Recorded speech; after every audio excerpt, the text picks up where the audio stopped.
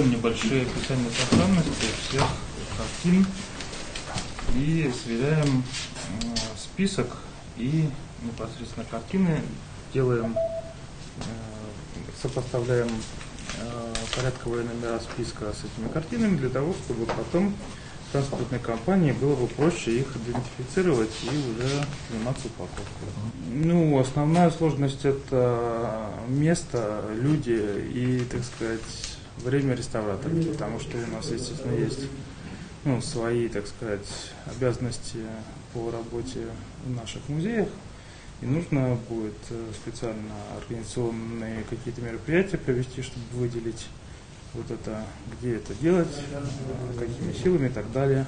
От этого, естественно, будет напрямую зависеть и скорость.